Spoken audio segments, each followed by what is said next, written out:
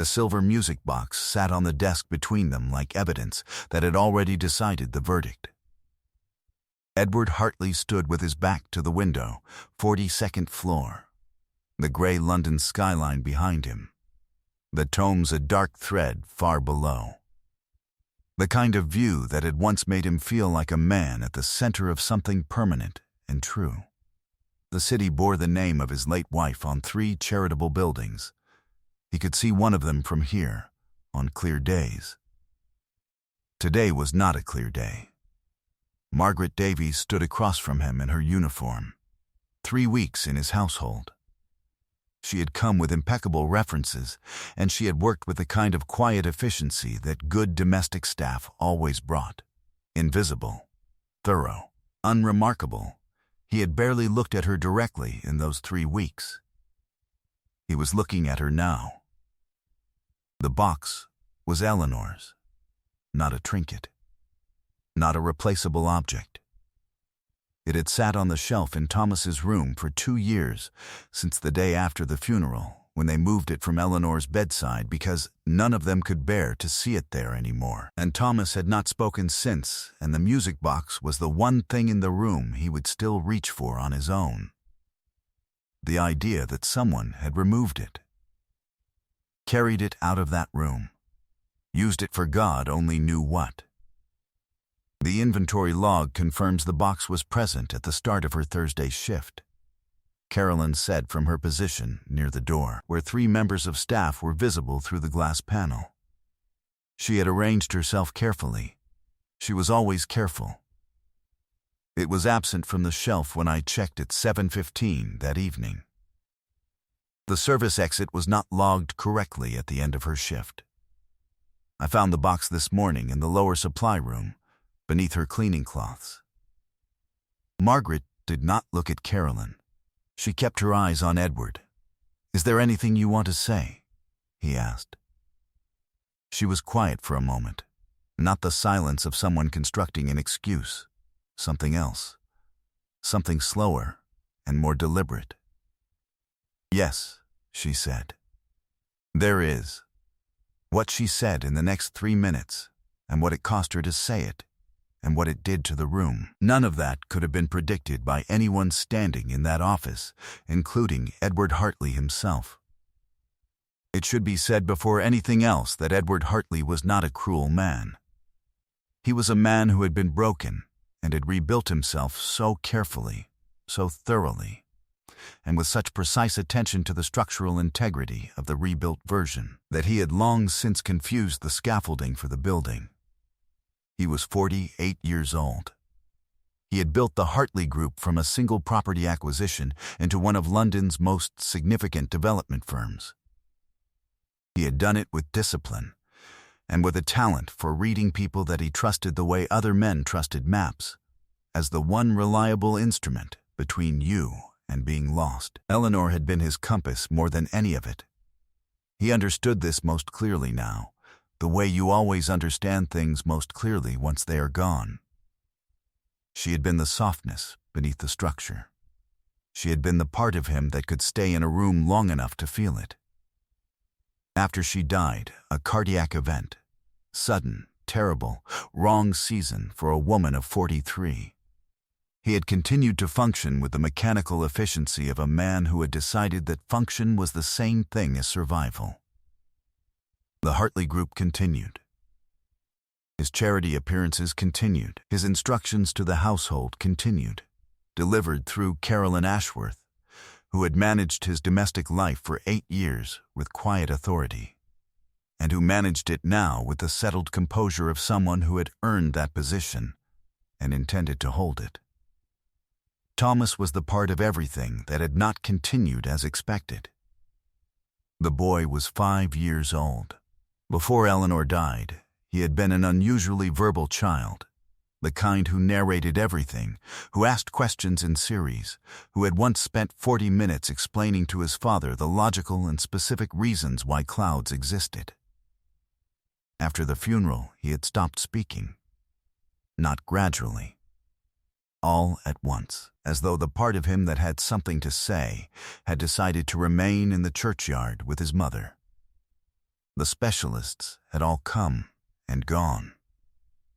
3 therapists, a consultant from the Maudsley, a developmental pediatrician who came highly recommended and left gently because there was nothing medically wrong with Thomas Hartley, and she had the honesty to say so plainly. He heard. He understood. He simply would not speak. He moved through the rooms of the house like a boy who had concluded that silence was the correct response to a world that had gone so suddenly and completely wrong. And now someone had taken Eleanor's music box. Carolyn had brought the matter to Edward that morning with the careful concern of a trusted employee doing something difficult, because it was right. She had the inventory log. She had the timeline. She had the keypad entry data from the East Wing corridor, which showed that Margaret Davies had spent between 12 and 22 minutes in the East Wing on each of her 7 shifts, far beyond the time required to clean a room of that size. She had been observed near the corridor leading to Thomas's room by 2 members of staff on separate occasions. She had been seen by Mrs. Pemberton, the household cook, exiting the East Wing with her cleaning caddy on 2 occasions earlier than her scheduled finish time. "I didn't want to bring this to you," Carolyn had said. "But the pattern is very clear." He had called Margaret to his office. He had placed the music box on the desk, and now she was looking at him across the width of mahogany and 30 years of careful judgment, and she was about to speak. "Mr. Hartley," she said. Low, even, she did not break eye contact. "I did take the music box from the shelf in Thomas's room. I took it knowing it was not mine and that I had no permission." She paused. "Let that sit. I returned it to the shelf before I left on Thursday evening. I did not leave it in the supply room. I don't know how it came to be there." "That is a remarkable position," Carolyn said, "given that your name is the only one logged in the East Wing for that entire day." Margaret did not turn toward Carolyn. She did not turn toward Carolyn once. "I understand how it looks," she said to Edward. "I understand that the record points to me, and that I am new here, and that I have no history with this household to place against it. I'm not asking you to take my word over a log. I'm telling you what is true." Edward looked at her steadily. "The keypad shows you in that corridor for 104 minutes across your 7 shifts. Thomas's room requires 12 minutes to clean to the standard required. Where were you for the rest of that time?" She was quiet. "Mrs. Davies, I was with your son," she said. The room behind the glass went very still. "I would go in to clean," she continued, "and he would be awake, and he would look at me, and he did not seem uncomfortable, and I stayed. I know that was not my place. But he would reach for the music box, and I would wind it for him, and we would sit together quietly, and he seemed..." She stopped. Chose the next word with precision. "Calmer. You had no authorization to be in that room beyond your cleaning function," Carolyn said from the door. "You have no qualifications in child therapy or development. You have been alone and unsupervised in the room of a vulnerable minor." "That's enough," Edward said. He said it quietly. He looked at the music box. He thought of his son in that room. He thought of this woman, a stranger, 3 weeks in his household, no credentials, no authority, inserting herself into the one space in the house that was still entirely Thomas's. Something cold moved through him. "I'm going to have to ask you to leave," he said. She held his gaze for 3 seconds. Then she nodded once, the way a person nods when they have already absorbed the blow before it arrived. She turned and walked to the door, and she did not look at Carolyn as she passed her. The agency was notified within the hour. Carolyn managed the paperwork with her usual efficiency and brought the forms to Edward, and he signed them without reading the details. Because reading the details would have required feeling them, and that was not a thing he had the capacity for before noon. Mrs. Pemberton, who had been the cook at Hartley Manor for 16 years and who had outlasted 3 household managers and the complete dismantling and rebuilding of Edward Hartley's world watched the morning unfold from the kitchen doorway. She was 64 years old. She had learned long ago that the things she noticed and the things she said aloud were rarely the same list, and that the distance between those two lists was where a person's real wisdom lived. She watched Carolyn cross the hall with the signed documents and the composed satisfaction of someone who had completed a necessary task. She watched. She said nothing. Margaret Davies came downstairs 30 minutes later with a bag that was smaller than it should have been, as if she had been ready to leave before she ever arrived. She passed through the kitchen, and her eyes met Mrs. Pemberton's. "You didn't do it, Mrs." Pemberton said. It was not a question. It was the one true sentence that no one else in the house had dared say aloud. Margaret stopped. She looked at the older woman for a moment with something that was not quite gratitude and not quite grief, but existed in the still air between them. "He loves that boy very much," she said quietly. "He just doesn't know how to be in the same room with the grief anymore. He deserves someone who can sit in it with him." She adjusted the strap of her bag. "I hope he finds one." She went to the door, then she turned back once. "You may search every room in this house, Mrs. Pemberton. You may go through every bag I have ever carried out of here. But what I took from this place will never appear on any inventory, and what I gave it in return was never going to show up on any log." She walked out. Mrs. Pemberton stood at the counter for a long moment, looking at the closed door. Then she began quietly to make tea that no one had asked for, because sometimes that is the only useful thing left to do. Edward did not intend to follow her.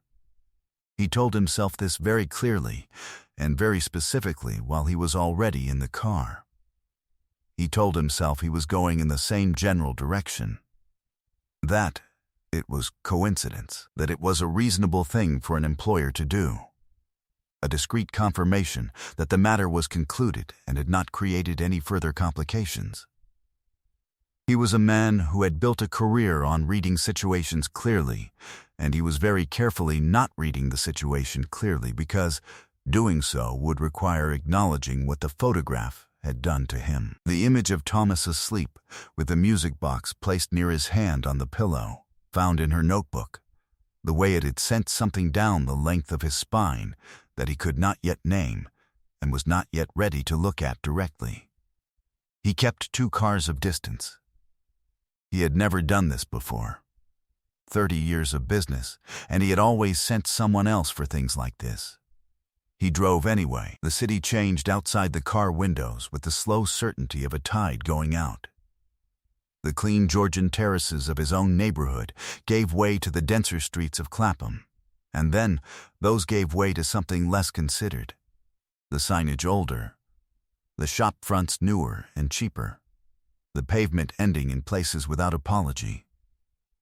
He had development interests in this zone. He knew the planning designations, the projected regeneration figures, the applications his team had assessed and declined. He knew it as a data point. He had never driven through it in the gray afternoon light, watching a woman he had just fired walk through the rain without hurrying. She turned off the main road. He parked a full block behind her and sat for a moment.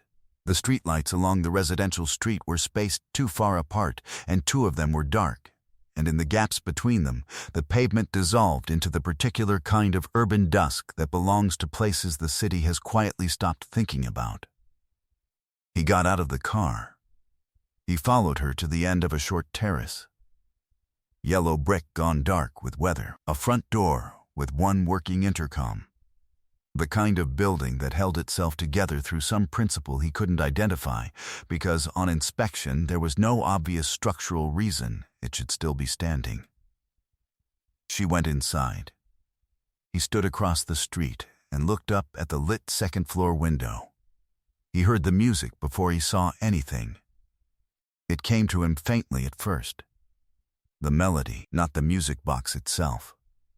a voice, humming it.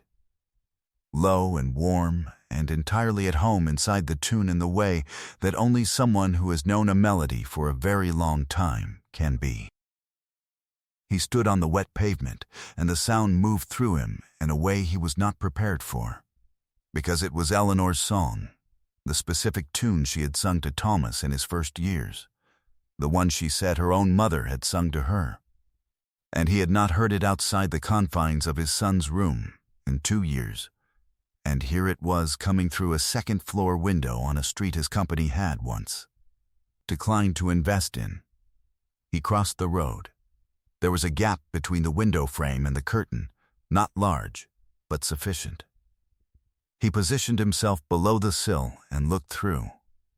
The room was small. A kitchen and sitting space in one, a table pushed against one wall, a sofa mended twice at the arm, a lamp that cast everything in amber rather than white. There was a shelf of children's books, a stack of papers on the table, a small plant on the windowsill that had no business looking as well tended as it did. Margaret Davies sat on the floor with her back against the sofa.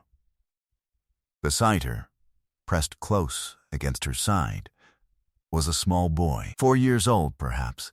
He had very serious eyes and a piece of bread in his hand, and he was watching her with the concentrated attention of a child who has decided that this particular person is the most important fixed point in his world.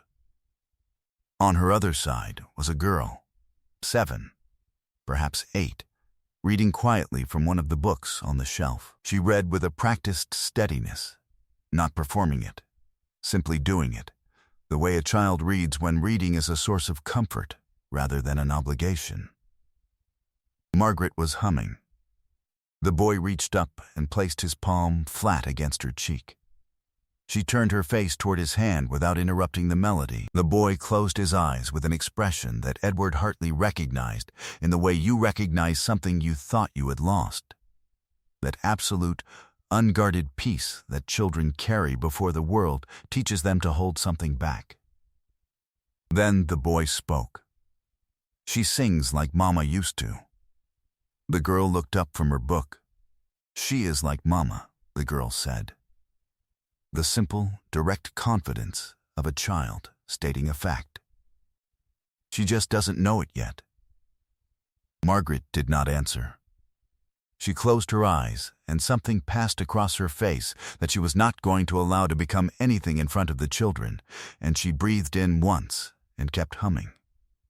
Edward looked from the 2 children to the table. In the pale light he could now see the notebook clearly, open to a page dense with small, precise handwriting, structured observations, timed entries, a hand-drawn scale of responses, and in the center of the open page, underlined twice, 2 words he could read from where he stood: Thomas Hartley. He stepped back from the window. He walked back to his car. He sat down in the driver's seat and put both hands on the wheel and tried to start the engine. He could not. His hands were shaking, not dramatically, just enough that the key missed the ignition twice, and on the 3rd attempt he stopped and put his forehead against the steering wheel instead and stayed there. The rain came down on the roof of the car. The street was very quiet. The light in her window did not go out. He stayed there for a long time. That is what it costs to discover you were wrong. Not the acknowledgement. That comes quickly, almost cleanly. What costs something real is the inventory, every moment you replay in the new light, every wrong assumption that now looks inevitable. The exact sequence of judgments that led a man of 30 years' experience to fire a woman for an act of care and call it good judgment.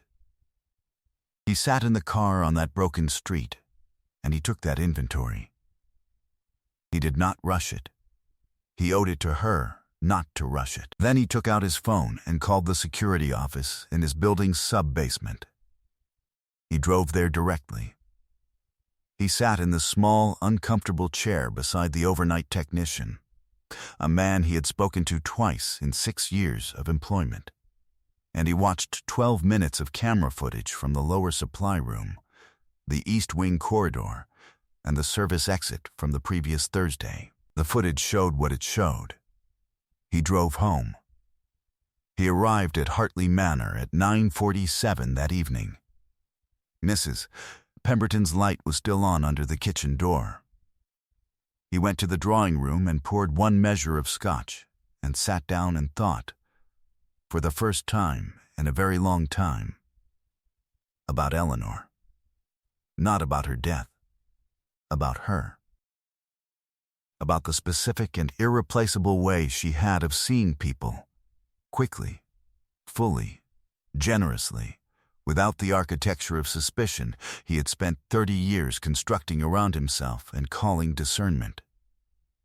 He thought about what she would have seen in Margaret Davies on the first day.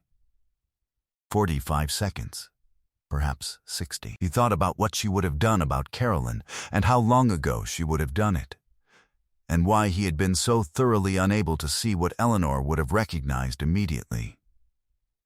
He called Carolyn's internal line. She answered on the second ring.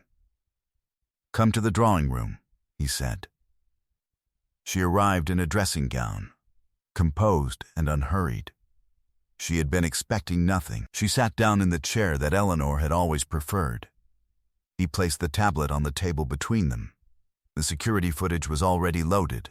The lower supply room, 4:17 in the afternoon on Thursday.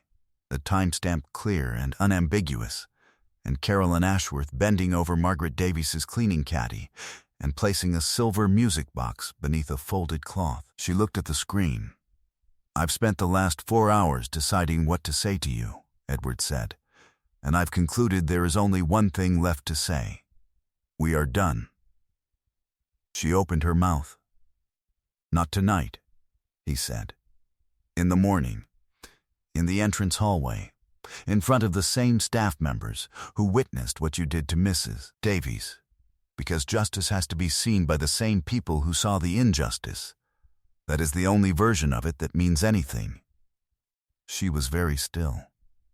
"You gave me 8 years of excellent work," he said. "And somewhere in those years something happened to the work that made it into something else. Whatever you wanted from being here, whatever you believed this household owed you, it was never mine to give.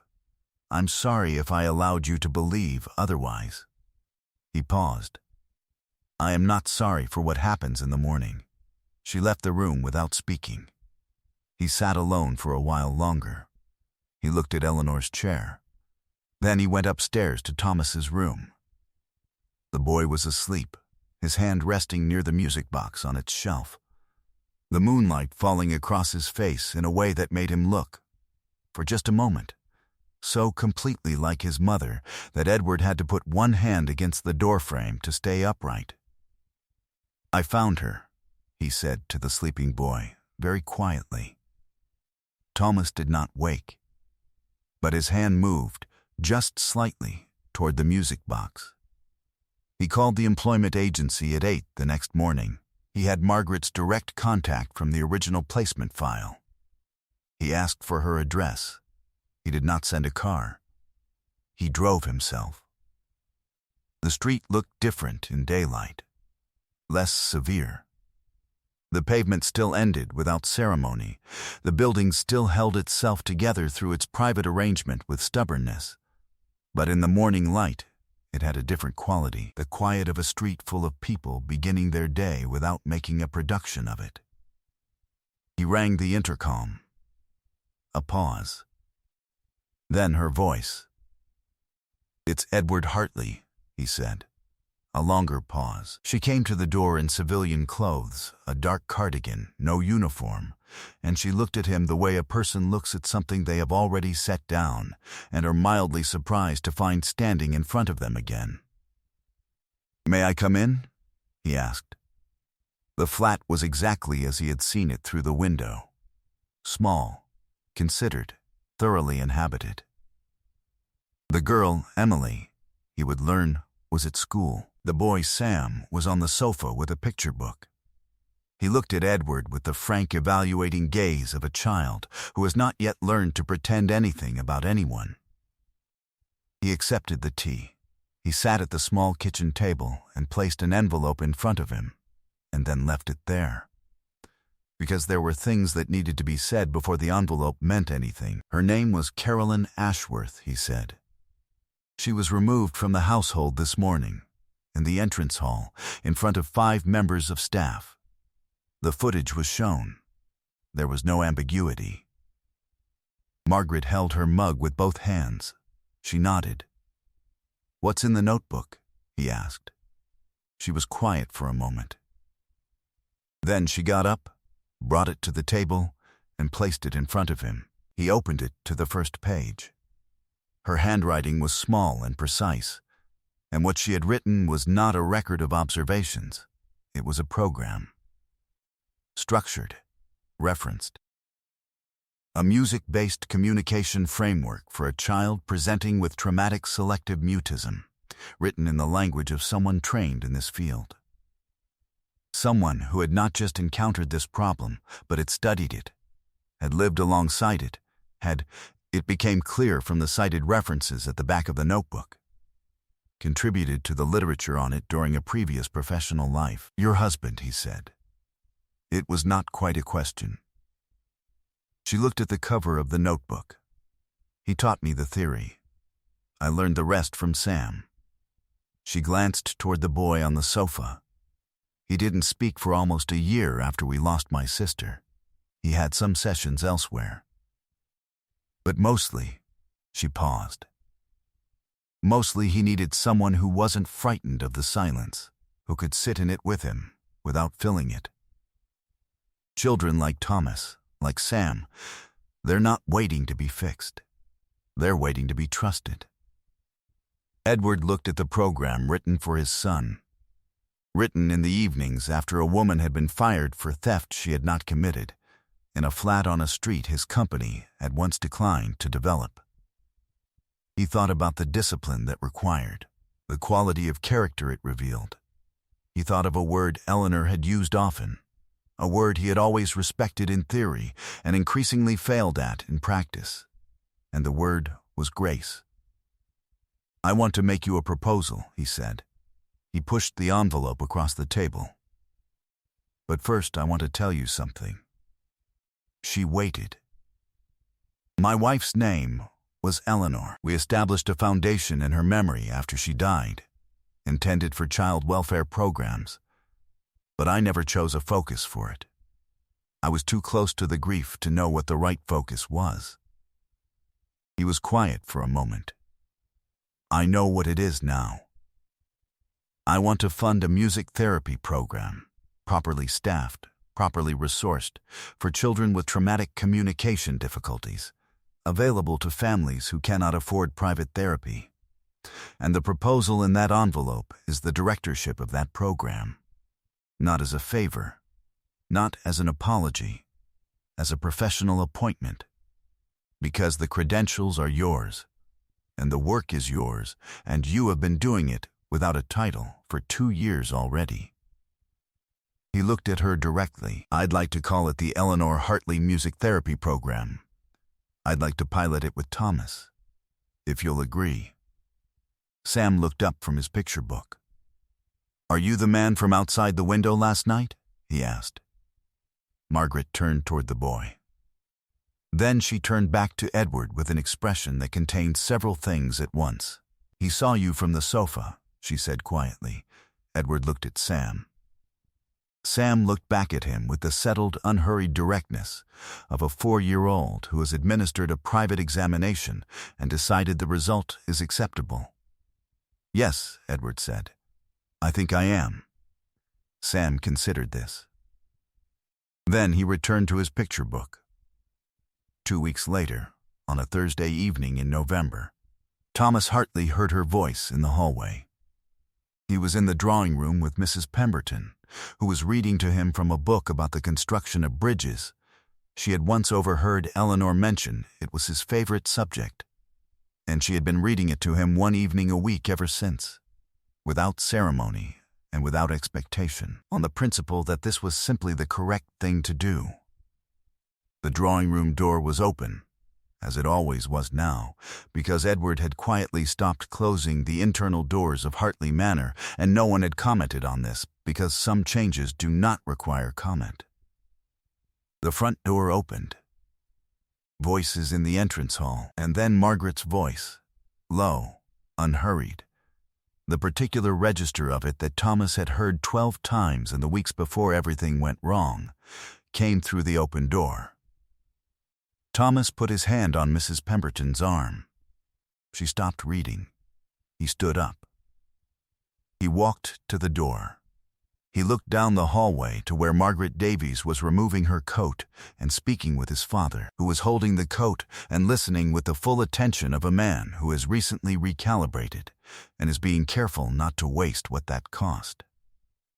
Something crossed Thomas's face that Mrs. Pemberton would later describe, to anyone who asked, as a child arriving back into himself, a return, visible and complete, and accompanied by nothing except the quiet of a house that had been holding its breath for 2 years. He said one word.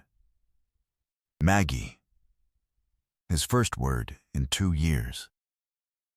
It came from him the way all true first words come, not constructed, not deliberate, simply released.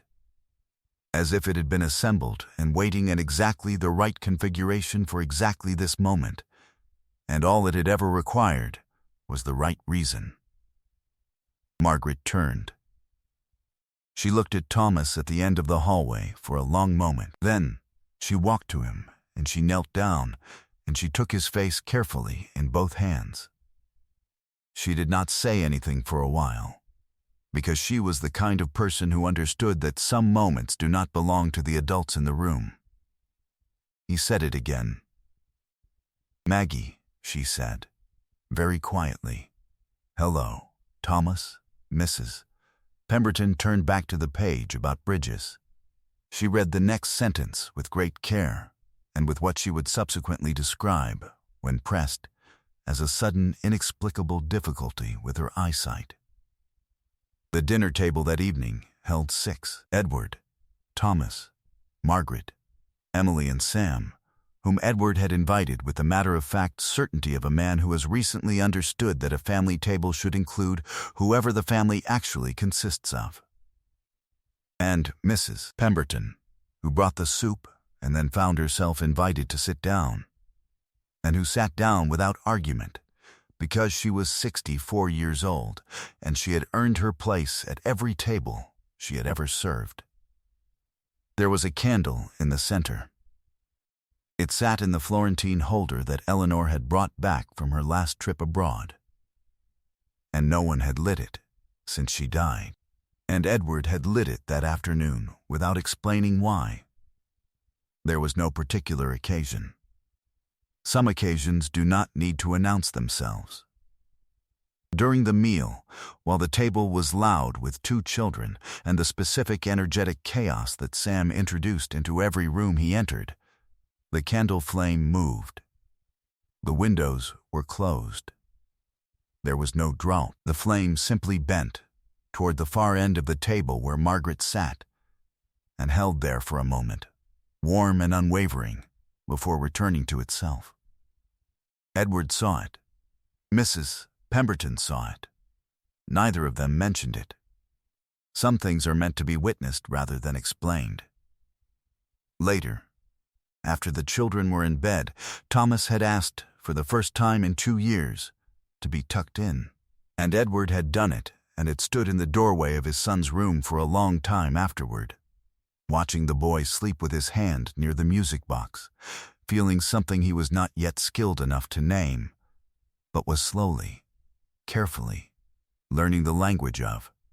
Margaret sat at the kitchen table with Mrs. Pemberton and finished the last of the tea. You knew, Margaret said. From the beginning. I am 64 years old, Mrs. Pemberton said. I have been wrong about one person in this house. A pause. It wasn't you. Margaret looked at her hands around the mug. The kitchen was warm. The house above them was quiet in the way that houses are quiet when everyone in them is finally at rest. If you have ever given yourself entirely to work that no one recorded. If you have offered care in the small, patient moments that do not appear on any log and do not earn any recognition. If you have sat in the silence alongside someone else's grief and simply stayed there without any promise that the staying would amount to anything, without any evidence that you were making a difference, without anyone watching, and without anyone's gratitude to sustain you, then you already know what Margaret Davies knew in that kitchen, in the amber light of a November evening, in a house that had finally, after 2 years, remembered how to breathe.